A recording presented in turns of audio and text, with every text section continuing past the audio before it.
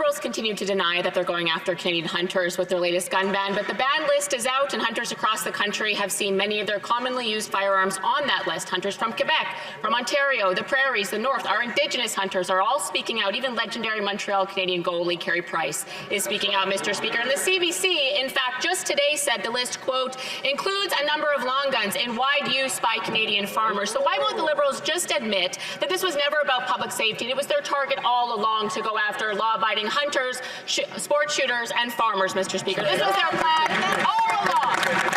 The Honourable Minister. Mr. Speaker, with great respect for my colleague, the intent of the government has always been clear. We are not targeting law-abiding gun owners or hunters. We are targeting the AR-15 style guns which have been used in some of the worst shooting tragedies in this country's history, including Polytechnique.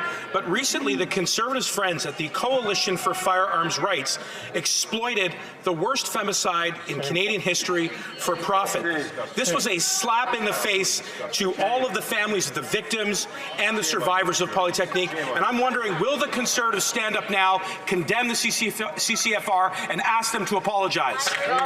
The Honourable Member for Fundy Royal.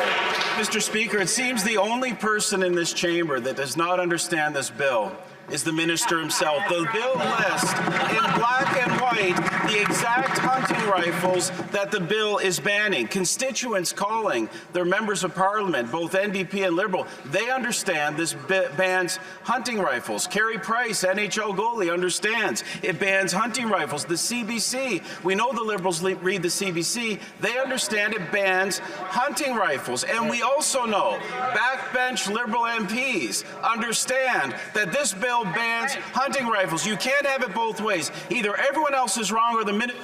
The Honourable Minister. Mr. Speaker, I'll be the first person to stand up and applaud the exemplary work of our rural caucus who defend the rights of hunters and collectors and recreational sport shooters every day. And the Conservatives can mock, Mr. Speaker, but our side of the House knows full well.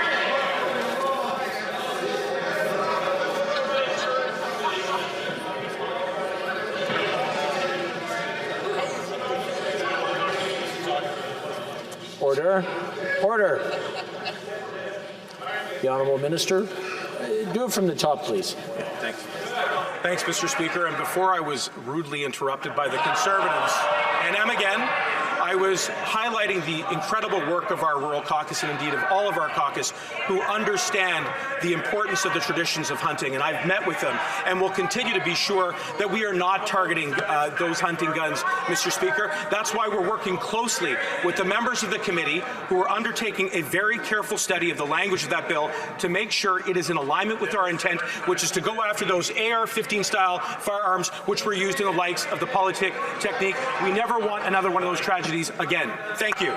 Member for Fundy Royal. Mr. Speaker, the minister has it all wrong. Everything he just said is contradicted by the actual text of the bill. The text that we understand, that Liberal backbenchers understand, that their constituents understand, but just because he says it so does not make it so. Their entire philosophy and approach to crime is flawed, Mr. Speaker. The evidence is in. Since they took office, violent crime up 32%, gang-related homicides up 90%, wow. Yet their plan to combat these things is to go after law-abiding hunters.